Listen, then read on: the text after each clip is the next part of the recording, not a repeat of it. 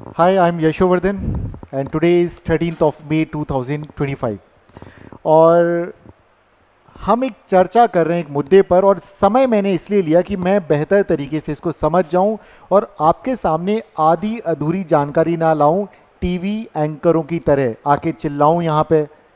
तो वो काम मैं नहीं करना चाहता हूँ। जो मेरा स्वभाव मैं उसी के हिसाब से चलूँगा कि चीज़ों को पहले जान लूँ, समझ लूँ, परख लूँ, फिर सूचना आपके सामने रखूँ। मुद्दा काफ़ी दिनों से चल रहा था कि आखिर ये पाकिस्तान और भारत के बीच में जो सीज फायर हुआ है, संघर्ष विराम हो गया है, ठीक है, एक दूसरे के ऊपर आक्रमण नहीं करेंगे, तो रीज़न क्या है? क्यों दोनों तैयार हो गए? ऐसा क्या हो गया? क्या हो गया? ठीक है, ये डोनाल्ड ट्रंप हैं, ये चाइना के प्रेसिडेंट हैं। सॉरी, क्या कह रहे हैं आप?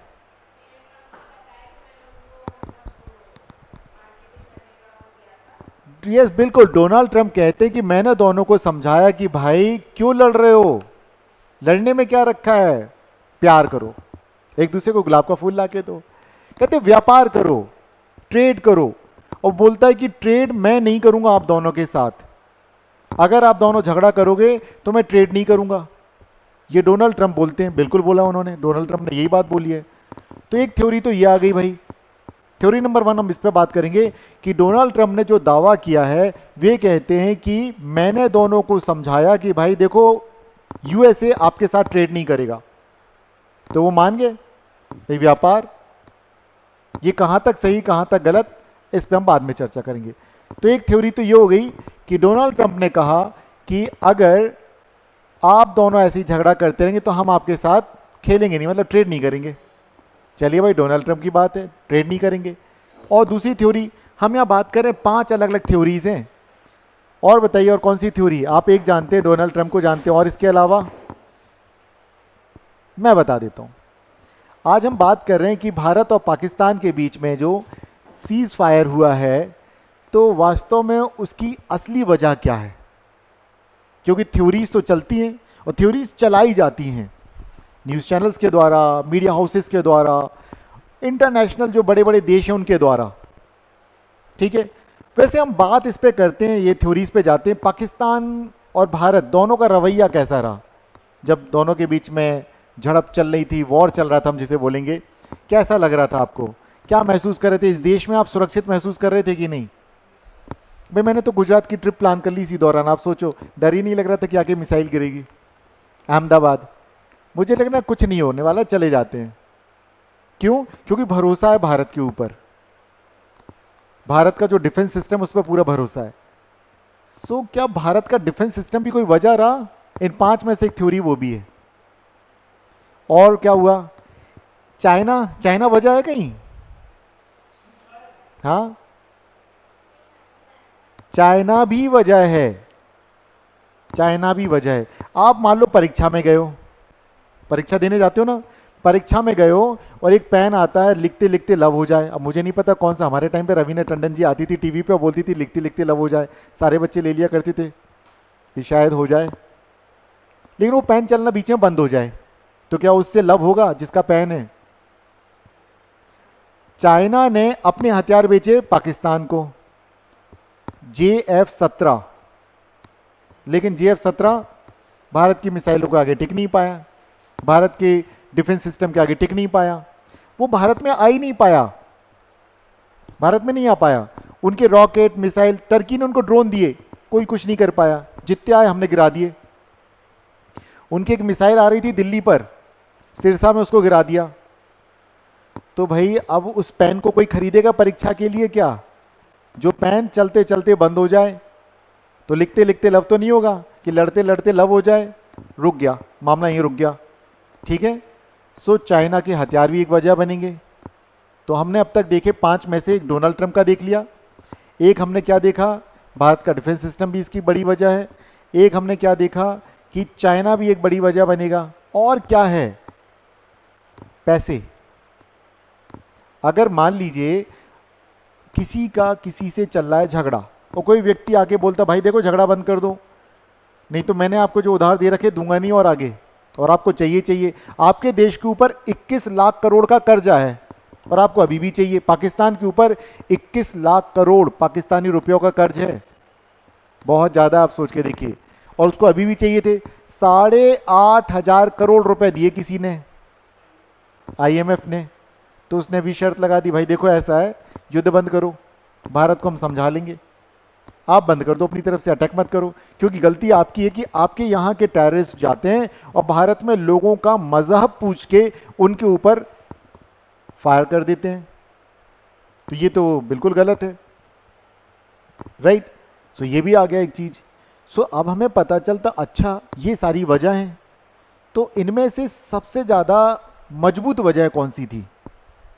पहले हम देखेंगे कुछ पिक्चर्स, कुछ फोटोज देखेंगे जो मैंने भी निकाले हैं। जब हमारे डीजीएमओ, ठीक है, डायरेक्टर ऑफ मिलिट्री ऑपरेशंस जो थे, राजीव घई, प्रेस कॉन्फ्रेंस कर रहे थे, तो वो लोग पीछे दिखा रहे थे कुछ चीज़ें। लगभग सभी चैनलों ने वहीं से ही वो फोटोज़ निकाल ली, मैंने भी कुछ निकाल ली, कुछ इधर उधर से और कलेक्ट कर ली। तो मैंने कहा हम पहले तस्वीरें देखते हैं और फिर हम लोग बातें करेंगे। और जान गए हैं आप लोग, इशारों में मैंने आपको बताई दिया कि क्या है चीज़ें। सो देखिए, हम यहाँ पे बात करेंगे अमेरिका के राष्ट्रपति डोनाल्ड ट्रंप का दावा क्या है, उपराष्ट्रपति जेडी वेंस ने क्या पहल की, किस तरह से परमाणु युद्ध को रोकने के लिए उन्होंने पहल की, फिर चीन के जो सैन्य उपकरण हैं उनकी विफलता, और फिर आएगी आईएमएफ की भूमिका, और फिर आएगी ब्रह्मोस मिसाइल का आखिर रोल क्या था। ठीक है, सो चलिए, अब यहां से ब्रह्मोस मिसाइल उड़ी, ठीक है, तितली उड़ी, उड़ के चली। अब देखिए कहां पहुंच गई वो पहुंच जाती है पाकिस्तान के एयर बेस पर, नूर खान। बहुत सारे, कई सारे हैं, मतलब यहाँ नाम के साथ देखिए, 1 2 3 4 5 6 7 8 9, लगभग पाकिस्तान के 9 से 12 अलग अलग एयर बेसिस को भारत ने टारगेट किया और हिट किया है। जैसे मान लीजिए, एक बड़ी कमाल की फोटो है इसमें, ये देखिए, ये एयर बेस है, ये चारों तरफ हवाई पट्टी दिख रही है आने जाने के लिए क्रॉस में। यहीं पे उसने चौराहे पे ही गड्ढा कर दिया, 20 फुट गहरा। ना तो कोई लैंड कर पाएगा, ना कोई टेक ऑफ कर पाएगा, ना तो उड़ पाएगा, ना उतर पाएगा, खत्म। भाई आज के जमाने में सैनिक सीमा में जाकर के लड़े, उससे पहले लड़ाई होती है किसकी? वायुसेना की, कि आप सामने वाली की वायुसेना को खत्म कर दो। और वो कैसे? कि उनके जो फाइटर जेट है उड़ ही ना पाए, आप उनके एयर स्ट्रिप्स जो हैं, हवाई पट्टियां, उनको उड़ा दीजिए। और यहाँ पर यही किया, और सिर्फ इतना ही नहीं किया, इतना ही नहीं किया, यहाँ कुछ और भी किया, ठीक है, यहां पर कुछ और भी किया। Nuclear headquarter could be hit too, मतलब उनका जो न्यूक्लियर कमांड है, जहां से वो कमांड देते हैं न्यूक्लियर वेपन्स के लिए, और जहां पर उनके न्यूक्लियर वेपन्स रखे रहते हैं, उन सारी जगह पर भारत ने हिट कर दिया। और देखिए क्या हुआ, और भी पता चलेगा और क्या हो रहा है। Egyptian plane with boron, US plane checking radio activity, मतलब किसी एक जगह पे भारत की एक मिसाइल गिरी है और वहां पर क्या हुआ कि उनके जो न्यूक्लियर वेपन्स हैं वहां से रेडिएशन लीक होने लग गया। आप कुछ कह रही थी, वो मैं नहीं बताऊंगा। इंडिया के न्यूक्लियर वेपन कहां रखे मैं आपको बता दूं? सॉरी, मैं नहीं बताऊंगा, ठीक है, मुझे नहीं मालूम, लेकिन मालूम भी होते तो भी नहीं बताता। भाई ये हमें लोग देखेंगे, इस पे पाकिस्तानी लोग भी देखेंगे हमारे को। हमारा वीडियो सिर्फ आप लोग नहीं देखते हैं, और भी लोग देखेंगे, दुनिया के और भी देश के लोग भी देखते हैं। वो कहेंगे अच्छा यहाँ पे कोई एक जन है जो बता रहा है कहाँ कहाँ है। हमारी सरकार ने ऑलरेडी गाइडलाइंस हम सबको जारी किए, कोई भी ऐसी इंफॉर्मेशन मत दीजिए जिससे कि हमारे एनिमीज को फायदा हो। अगर हम ये बातें करेंगे तो कैसे हम ये बता सकते कि हमारी ताकत क्या और आप कहाँ झुक गए। तो ये क्या पता, इजिप्ट से एक प्लेन आया, क्या लेके आया? बोरोन लेकर के आया, बोरोन लेकर के। और यूएस का एक प्लेन आता है जो वहां पर उतरता है और रेडियो एक्टिविटी को चेक करता है कि भाई लीकेज हुआ कितना हुआ। और बोरोन क्यों लाए गए? ये जो रेडियो एक्टिविटी का प्रभाव को कम कर देता है। तो एक तो देखो प्रीका, आपको ये भी पता चल गया, अच्छा बोरोन यूज किया जाता है। और दवाइयों में क्या, आयोडीन इस्तेमाल किया जाएगा जब जल जाते हैं, ठीक है, रेडिएशन से। चलिए और देखते, फोटोज कुछ और भी कहती है। अच्छा ये जो प्लेन आया है ये कहाँ से? चाइना से होते हुए आया है, ठीक है। सो ये देखिए, मतलब प्लेन, कितने कमाल के लोग प्लेन का रूट तक से निकाल लेते हैं, क्योंकि सब कुछ तो पता चल जाता है आजकल। चलिए, सो अब हम बात करेंगे इन पर कि ये जो हमने आपको एक फोटो दिखाई यहाँ पर कि किस तरह से देख रहे हैं 20-20 फुट गहरे गड्ढे कर दिए। और ये किसने किए? भारत की मिसाइलों ने किए, ब्रह्मोस ने किए। भारत का एक भी सैनिक बॉर्डर को क्रॉस करके उस तरफ नहीं गया, लेकिन क्या कर दिया हमने? पाकिस्तान की हालत खराब कर दी, ठीक है। सो अब हम करेंगे एक एक मुद्दे पर बातचीत। और एक चीज जो पता चलेगी कि देखिए क्या होता है, कोई एक थ्योरी अकेले पे हम कहेंगे कि जिम्मेदार नहीं है, सारे कारण बनेंगे एक साथ। ठीक है, जैसे आप लोग पढ़ते ना, बचपन से पढ़ते आ रहे हैं, इंडस वैली सिविलाइजेशन डिक्लाइन क्यों कर गया, क्यों पतन हो गया, तो भाई उसका एक कारण तो है नहीं कि हम बोल दें कि नहीं नहीं वहाँ पे कुछ किसी ने अटैक कर दिया, तो ऐसा तो नहीं, बहुत सारे कारण हैं। तो वहाँ पर भी बहुत सारे पांचों की पांचों थ्योरी मैं कहूँगा सब अप्लाई होती हैं, हर चीज़ वजह बनती है। ठीक है, सो अब हम बात करेंगे एक एक मुद्दे पर। तो अमेरिका के राष्ट्रपति डोनाल्ड ट्रंप ने क्या कहा, इन्होंने 10 मई को शाम को एक्स पर एक मैसेज आता है और डोनाल्ड ट्रंप कहते हैं कि मैंने करा दिया, क्या करा दिया, दोस्ती करा दी। ठीक है, दोस्ती करा दी किस किस के बीच में, भारत और पाकिस्तान के बीच में जो युद्ध चल रहा था उस पर। और क्या कहते हैं, बड़ी कमाल की बात करते हैं वो तो वैसे भी बहुत कमाल के बंदे हैं। ठीक है, ट्रंप ने व्हाइट हाउस में प्रेस कॉन्फ्रेंस के दौरान दावा किया कि उन्होंने भारत और पाकिस्तान पर यह कहते हुए सीज फायर के लिए दबाव डाला कि अगर ये नहीं हुआ तो दोनों देशों के साथ ट्रेड बंद कर देंगे। समझ रहे हैं आप, ट्रेड बंद कर देंगे। मुद्दा ट्रेड से ज्यादा बड़ा ये था, परमाणु युद्ध होता, न्यूक्लियर वेपन्स यूज होते, तो ये ज्यादा बड़ा है। ठीक है, ध्यान रखें आप। सो अब अगर हम इस पे बात करें कि ट्रेड की अगर बात करें, तो अगर ट्रेड अगर हम खोल के दिखा दें तो ट्रेड इतना ज्यादा नहीं है कि कितना ज्यादा प्रभाव पड़ जाएगा। और उल्टी ट्रेड किसके फेवर में, इंडिया के फेवर में। भारत मंगाता कम चीजें, भेजता ज्यादा चीजें हैं, तो इंडिया के फेवर में है। तो वहां पे हमें यह भी चिंता नहीं थी कि चाइना और इंडिया के बीच में जिस तरह का ट्रेड है कि चाइना धमकी दे दे तो हमारे यहाँ कुछ समय तक इंडस्ट्रीज रुक जाएंगी, तो वैसा डर भी नहीं था। सो चलिए, ये तो डोनाल्ड ट्रंप ने जो भी कहा, मूल मुद्दा तो ये नहीं, तो इन 5 में से एक तो हटा देंगे हम कि ये तो भाई नहीं था, ये नहीं था। लेकिन अमेरिका का राष्ट्रपति अगर इन्वॉल्व हो रहा है तो वो उसका प्रभाव होगा, ये मान के चलिए, क्योंकि अंकल सैम जो दुनिया के दादा हैं वो जहां पे जाएंगे वो अपना प्रभाव छोड़ेंगे छोड़ेंगे। डोनाल्ड ट्रंप की बात अलग है, उनका बोलने का अंदाज एक अलग तरह का है। फिर आते हैं उपराष्ट्रपति जेडी वेंस और एक और है मार्क रूबिलियो। ठीक है, वो वहां के क्या हैं, फॉरेन सेक्रेटरी और साथ साथ उनके डिफेंस एडवाइजर हैं, उनका भी रोल है। वे कहते हैं कि भाई जिस तरीके से दोनों के बीच में युद्ध चल रहा है, तो ये युद्ध पॉसिबिलिटी है कि ये परमाणु युद्ध में कन्वर्ट हो जाएगा। क्यों, क्योंकि एक है पोम्पियो जो पहले 2019 में थे, डिप्लोमेट थे यूएस के इंडिया में। सो उनके समय पे उन्होंने जब रहे, और 2019 में क्या हुआ था जानते हैं आप लोग, क्या हुआ था, पुलवामा। ठीक है, सभी जानते हैं। तो दोनों के बीच में तनाव हो गया था और पुलवामा हुआ, फिर भारत ने काउंटर अटैक किया था 12 दिन बाद। फिर वहां से पाकिस्तान किस चीज की तैयारी कर रहा था, वो न्यूक्लियर वेपन यूज करना चाह रहा था। ये बात पता चल गई कहां पर, अमेरिका को। अमेरिका ने इमीडिएट उनको फोन लगाया, भूल के ये काम मत करना कि भाई छोटा सा मुद्दा है, वो आए सर्जिकल स्ट्राइक किए और चले गए, आपकी किसी भी मिलिट्री या डिफेंस फैसिलिटी पर अटैक नहीं किया इंडिया ने। इसीलिए इंडिया की जब पहली प्रेस कॉन्फ्रेंस हो रही थी और कर्नल सोफिया कुरैशी और व्योमिका जब वो आई थी सामने, उन्होंने सबसे पहले यही बात कही कि भारत ने जो अलग अलग जो 9 साइट्स पर मिसाइल से अटैक किया है, ड्रोन से अटैक किया है, उनमें कोई भी मिलिट्री या डिफेंस की फैसिलिटी नहीं है। क्यों, क्योंकि हम उकसावे की कार्रवाई नहीं करना चाहते हैं। तो 2019 का एग्जाम्पल ऑलरेडी था कि पाकिस्तान छोटी छोटी बातों पर न्यूक्लियर वेपन की धमकी देने लग जाता है, और धमकी होती है वैसे, सच का है। लेकिन सच तो यह है कि भाई कहते हैं ना, नंगा खुदा से बढ़कर होता है। जिसके पास कुछ गंवाने के लिए नहीं है वो क्या सोचेगा, उसकी जनता मर भी जाएगी कोई फर्क नहीं पड़ता। ठीक है, क्योंकि वो तो जुल्फिकार अली भुट्टो को फॉलो करने वाले लोग हैं कि घास की रोटी खाएंगे लेकिन परमाणु बम बनाएंगे, इस तरह की बातें करने वाले लोग हैं। सो यहाँ पर अगर हम बात करें तो बिल्कुल ये एक बड़ी रीज़न बनता था। और जेडी वेंस ने फिर बात की भारत के प्रधानमंत्री से और शहबाज शरीफ से और जनरल मुनीर से। जनरल मुनीर पाकिस्तान के सेना प्रमुख हैं कि भाई ऐसा मत करो, ये बड़े पैमाने पर युद्ध अगर फैल जाएगा तो न्यूक्लियर वेपन्स यूज़ होंगे। तब तक पाकिस्तान को समझ में नहीं आ रहा था ज़्यादा। फिर भारत ने स्ट्राइक की, ब्रह्मोस की, फिर उसे धीरे धीरे समझ में आया। इसी दौरान पैरेलल ये दोनों चीज़ें भी चल रही हैं। वो आईएमएफ के पास जाते हैं और आईएमएफ से कहते प्लीज़ कुछ रिलीज़ कर दो, हमारे ऊपर 21 लाख करोड़ का ऑलरेडी लोन है। तो कहते हैं हाँ मैं मालूम है लोन है। तो कहते आपको हम पैसे दे देंगे और डोनाल्ड ट्रंप तक ये बात पहुंची, और सबसे ज़्यादा शेयर अगर कोई देता आईएमएफ में वो देता यूएस। तो डोनाल्ड ट्रंप की बात तो चलनी थी वहाँ पर, अमेरिका का दबाव डालेगा तो माननी पड़ेगी बात। तो उन्होंने कहा कि ठीक है, हम आपको 8,500 करोड़ इंस्टेंट अभी दे रहे हैं, लेकिन आपको डिक्लेयर करना होगा सीज फायर।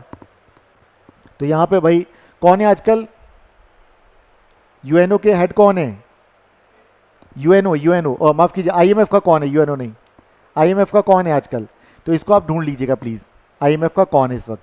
ठीक है, अब आता अगला सवाल कि क्या चाइना की भी कोई भूमिका। बिल्कुल, चाइना ने अपने जो भी सैन्य उपकरण हैं पाकिस्तान को दिए, टर्की ने भी दिए, लेकिन टर्की बड़ा कारण नहीं था, यहाँ पाकिस्तान बड़ा कारण है, क्योंकि जितने भी वहाँ पर डेवलपमेंटल प्रोजेक्ट्स हैं उन सभी में चाइना का एक बड़ा रोल है। और चाइना का सिर्फ वहीं तक नहीं है, चाइना का पूरा हम देखें, मालदीव्स हो चाहे श्रीलंका हो चाहे बांग्लादेश हो, इन सभी के पीछे हाथ वही रखे हैं। और इनको क्या करते हैं, इनके साथ डिफेंस डील भी चल रही है उसकी। अब उसे लगा कि भाई ये जो मैंने इनको इतने सारे ड्रोन दिए हैं, मिसाइल्स दिए हैं, JF-17 जो फाइटर जेट दिया है, ये तो कुछ कर ही नहीं पा रहे हैं।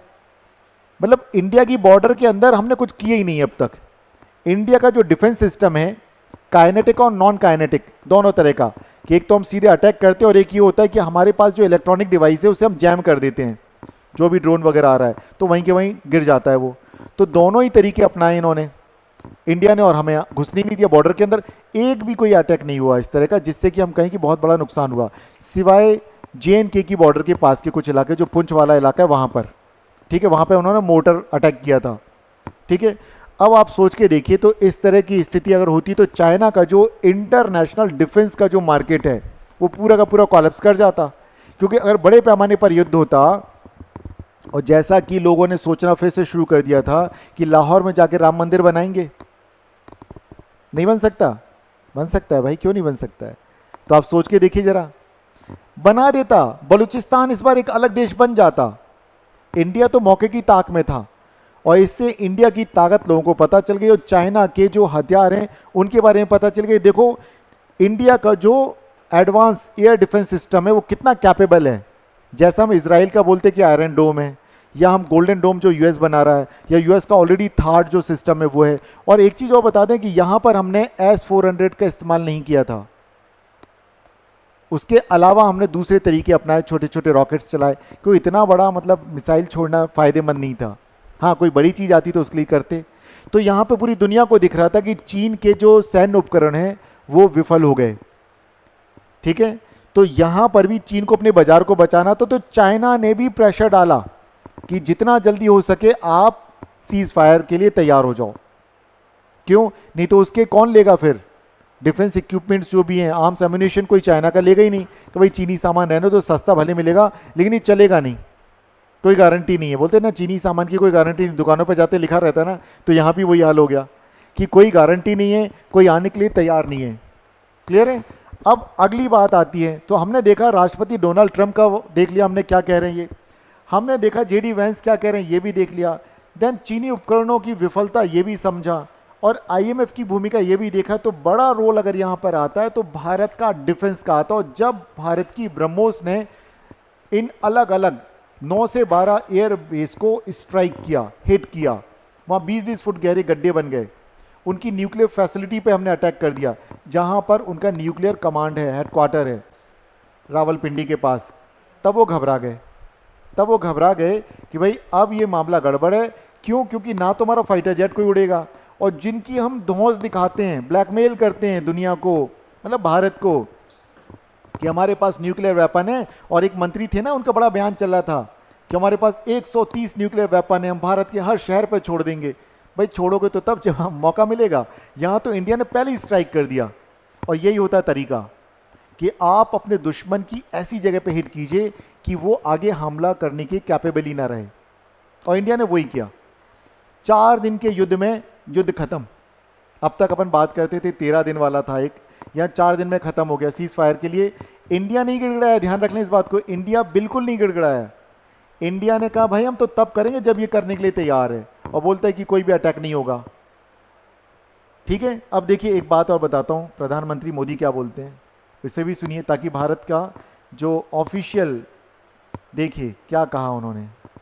देखिए भारत ने, ट्रंप ने जो भी दावे किए उस पर हम नहीं जाते, हम सीधी बात करेंगे। 12 मई को रात को 8 बजे भारत के प्रधानमंत्री नरेंद्र मोदी जी ने देश के सामने संबोधन में क्या कहा, ये मायने रखता हमारे लिए। पीएम मोदी ने कहा कि पाकिस्तान के सैन्य और आतंकी ठिकानों पर कार्रवाई सिर्फ स्थगित की गई है, हमारी तरफ से हमने कुछ नहीं किया, हमने टेम्परेरी कुछ समय के लिए रोक दिया, हम तो तैयार बैठे हैं और ज्यादा और बेहतर तैयारी कर पाएंगे।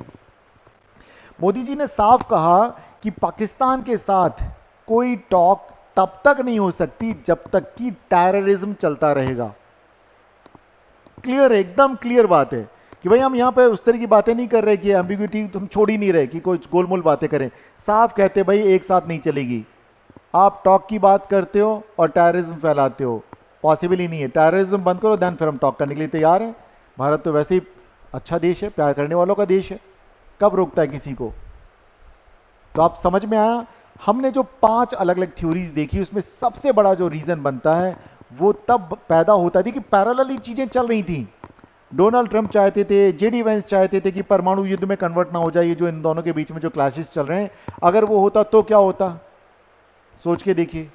अगर न्यूक्लियर वेपन्स इस्तेमाल किए जाते तो दोनों ही देश के लिए अच्छे नहीं होते, लेकिन पाकिस्तान के लिए तो कुछ बचता ही नहीं, फिर कुछ भी नहीं बचता।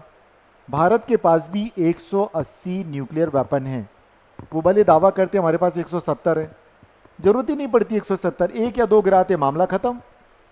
जैसे little boy fat boy Japan Nagasaki और हिरोशिमा पे, तो यहाँ में जरूरत ही नहीं पड़ी, एक ब्रह्मोस गई उसने काम तमाम कर दिया उनका, और बाकी उनको पता चल गया उन्होंने कितनी कोशिशें की, कितने अटैक किए, सफलता नहीं मिली। क्लियर है। सो ये जो अलग अलग आप टेलीविजन चैनल्स पे देखते होंगे डिफरेंट थ्योरी लोग देते हैं, हकीकत ये कि ये 5 मिली जुली थ्योरी है जिनका असर हमें दिखता है भारत और पाकिस्तान के बीच में जो सीज फायर उसमें। क्लियर है। सो नंबर 1 पे हम क्या बोलेंगे, कुछ भी हो, लेकिन हम देखते हैं 5 तो एक डोनाल्ड ट्रंप की तरफ से जो कोशिशें की गई, भले वो दावा करते कि ट्रेड के कारण, तो ट्रेड कभी मुद्दा था ही नहीं, ना तो पाकिस्तान के साथ था ना ही भारत के साथ ट्रेड कोई मुद्दा था। तो ट्रेड नहीं है मुद्दा, मुद्दा था परमाणु युद्ध, कि दोनों ही देश कहीं परमाणु युद्ध करने में आगे ना बढ़ जाएं, क्योंकि जैसे युद्ध बढ़ता, जो कमजोर होता है वो क्या करता, अपना ब्रह्मास्त्र चलाता है हमेशा। किसी ने चलाया था, कौन था महाभारत के युद्ध में जिसने ब्रह्मास्त्र चलाया था, अश्वत्थामा। क्या हुआ था, विध्वंसी हुआ था। ठीक है, तो वो चीज नहीं करनी है। तो यहां पे अमेरिका को पता था कि ये कुछ और नहीं करेगा, ये यही करेगा, अगर वो ये करेगा तो इससे पूरी दुनिया को नुकसान होगा। पूछो कैसे, नॉर्थ कोरिया भी तो ये बोलता है, तो दूसरे देशों को भी लगता हाँ यही तरीका है। तो जो देश अभी भी न्यूक्लियर वेपन हासिल नहीं करना चाह रहे, वे भी कहते भाई ये रख लो, अमेरिका जैसे देश भी डरेंगे। नॉर्थ कोरिया यही तो करता है, जापान को धमका देता है, यूएस को धमकी दे देता है कि मैं अपनी मिसाइल छोड़ दूंगा। उसने इंटर कॉन्टिनेंटल बैलिस्टिक मिसाइल बनाई इसलिए कि जब मन करेगा अटैक कर देंगे।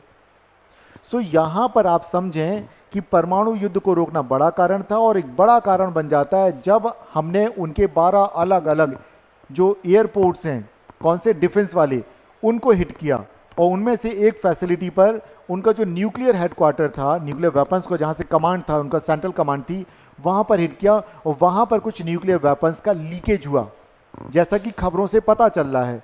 खबरों से पता चल रहा है, क्योंकि ना तो मैं वहां गया, बस खबरों से पता चल रहा है कि बोरोन की अचानक इतनी क्या जरूरत पड़ गई कि इजिप्ट से एक प्लेन आ रहा है बोरोन लेकर के, या अमेरिका से एक प्लेन लेकर के आता है कि रेडियो एक्टिविटी लीकेज कितना है, कुछ तो ऐसा हुआ है। ठीक है, वो बहुत सारी चीजें मीडिया में नहीं आएंगी। ठीक है, ध्यान रखें, मीडिया में नहीं आएंगी, और भारत सरकार भी इस तरह का कोई दावा नहीं कर रही है, क्योंकि उनको भी कहा गया कि आप प्लीज संयम बरतिए, कोई भी इस तरह की बातें मत कीजिए, क्योंकि उससे इंटरनेशनल जो अगर समुदाय है, कम्युनिटी में भी भारत के बारे में ये बात चलेगी कि भारत ने उनकी न्यूक्लियर फैसिलिटीज़ के ऊपर अटैक किया। ऑफिशियल हमने अटैक नहीं किया इस तरह का, हमने सिर्फ उनकी एयर स्ट्रिप्स जो है उन पर अटैक किया, ताकि वो जो लॉन्च कर रहे हैं बार बार वहाँ से अपने JF-16 जो चाइना का बना हुआ फाइटर जेट है, वो लॉन्च करना बंद कर दें। वही किया हमने, उनके चौक चौराहे जो हैं हवाई पट्टियों के तोड़ दिए हमने। ठीक है, तो ये किया। लेकिन IMF वाली बात अगर हम कहें कि उनको लोन की जरूरत थी, अब आता है भारत का डिफेंस सिस्टम, ब्रह्मोस का रोल है, वो भी बिल्कुल है, जेडी वेंस, डोनाल्ड ट्रंप, इन सभी का योगदान रहा, बट ट्रेड मूल मुद्दा नहीं था। और ट्रेड से रिलेटेड आपको कुछ फैक्ट्स बता देता हूं कि भारत और अमेरिका के बीच का ट्रेड इतना बड़ा था कि भारत रुक जाएगा ट्रेड के कारण। तो यहां देखें कि देखिए क्या है, ऑलरेडी हमारे ऊपर उन्होंने कितना 26% का लगा रखा है टैरिफ, ठीक है, ध्यान रखिएगा। अब अगर हम बात करें कि यहाँ पर भारत अमेरिका को क्या क्या भेजता है, तो दवाइयाँ, ऑटो कंपोनेंट्स, कपड़े, राइट, और कच्चा तेल, पेट्रोलियम, ये सारी चीज़ें हम खरीदते हैं और ये चीज़ें हम बेचते हैं, ठीक है।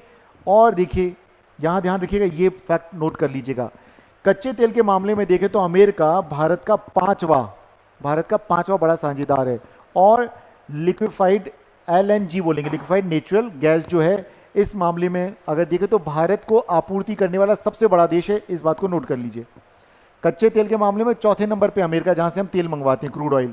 और माफ कीजिएगा, पांचवा, ठीक है। और LNG की अगर हम बात करें तो यहाँ सबसे बड़ा जिससे हम मंगवाते हैं LNG, ठीक है, क्रूड ऑयल, ठीक है। और देखते हैं अब अगला, अगर देखें तो अमेरिका भारत को निर्यात से अधिक क्या करता है, आयात, मतलब हम उसे ज़्यादा चीज़ें बेचते हैं, वहाँ से हम कम चीज़ें मंगाते हैं। और अगर दोनों को देशों के बीच का हम व्यापार देखें सन 2023 में, तो अमेरिका और भारत के बीच लगभग 190 अरब डॉलर का व्यापार हुआ। क्लियर है? सो इस तरह से देखें तो अमेरिका भारत का सबसे बड़ा ट्रेडिंग पार्टनर है। और हमने सोचा है कि 2030 तक हम कहाँ तक लेके जाएंगे अपना बाईलैटरल ट्रेड को, 500 अरब डॉलर तक। ये कोशिश है भारत की कि वहाँ तक लेके जाएंगे। लेकिन अब इससे ये तो पता चल ही रहा है कि भारत का इतना बड़ा ट्रेड पार्टनर भी नहीं है कि इस डर से कि भाई ट्रेड का लॉस हो जाएगा तो बंद कर देंगे। तो वो सारी की सारी थ्योरीज में से हम देखें, सब ने मिलजुल करके काम किया, तो सिर्फ एक अकेला कारण नहीं है। क्लियर है? इस बात का ध्यान रखेंगे। तो अब आपके सामने जो सही कारण है वो मैंने आपके सामने प्रस्तुत कर दिया है। अब आप उसी कारण पे समझें, किसी एक को ना माने, क्योंकि न्यूज़ चैनल वाले तो क्या होता है, उनका अपना एक एजेंडा होता है, उसके आधार पर चीज़ें दिखाते हैं वो, और उसके अकॉर्डिंगली वो चलते हैं। क्लियर है? सो आप समझ गए, अब आप बेहतर तरीके से जान गए होंगे। तो अगर कभी आता है तो अब आपको ये पता रहेगा कि क्या क्या चीज़ें काम करती हैं। डेटरेंट भी काम करता है, जिसे हम बोलेंगे निवारक, जैसे कि दोनों के पास क्या है, परमाणु क्षमता है, दोनों ही एक दूसरे के ऊपर न्यूक्लियर वेपन्स यूज़ करते, तो दोनों ही देशों का नुकसान होता। तो दोनों को इसने भी रोका कि नहीं भाई ये काम नहीं करना है, ठीक है, ये काम नहीं करना। दुनिया भी समझ रही थी कि सेकेंड वर्ल्ड वॉर में न्यूक्लियर वेपन का यूज़ हम देख चुके हैं। इसके अलावा 3 माइल आइलैंड की जो दुर्घटना या चेरनोबिल की जो दुर्घटना है, उसका असर हम सब देख चुके हैं। और भोपाल की अगर हम बात करें तो सबने यूनियन कार्बाइड कारखाने का असर देख रखा है, चाहे तो कई फिल्में बनी है, उस पर देख लीजिएगा। आज तक जो बच्चे हैं जिनके ऊपर अगर हम बोलेंगे जेनेटिकली म्यूटेशन का असर ये हुआ कि कहीं ना कहीं कुछ ना कुछ समस्याओं के साथ बच्चे जन्म लेते हैं, जिनके ऊपर उस गैस का मिसाइल क्या नाम है, मिथाइल आइसोसाइनाइड है ना, मिथाइल आइसोसाइनाइड, MIC जिसे बोलते हैं। अब आप सोच के देखिए तो न्यूक्लियर वेपन का क्या असर होता। अगर आप जानना चाहते हैं क्या असर होता है तो चेरनोबिल नाम की एक सीरीज़ है, किस पे है, जिस पे भी देख लीजिएगा, मैंने उस पर देखा, ठीक है। सो आप लोग को जब मन करे आप देख सकते हैं। 3 माइल पर भी एक मूवी बनी हुई है, वो भी आप देख सकते हैं। और तो जो गॉडजिला जो मूवी आती है, आपको पता चलेगा अरे ये मॉनिटर लेजर का म्यूटेशन करके गॉडजिला बन गया वो, जब आप देखेंगे तो आपको पता चलेगा। सो ये कभी भी चीज़ें अच्छी नहीं है। क्लियर है? सो मैं मानता हूँ कि ये चीज़ें आपको क्लियर हो गई होंगी, ये क्या चीज़ें। चलिए, सो अब आपने करना क्या है कि इस तरह की जितने भी खबरें आती हैं सबको पहले पढ़िए, समझिए, देन उसके बाद हम किसी निष्कर्ष पर पहुँचेंगे। क्लियर है? चलिए, थैंक यू सो मच, आप इतना पेशेंटली मेरी बातें सुनते हैं। अब हम किसी दूसरे टॉपिक पर मिलेंगे किसी दूसरे दिन, और आप लोगों को जाना नहीं, अभी हम लोग आपसे बातें करते हैं, हम इसको फिलहाल बंद करते हैं पहले।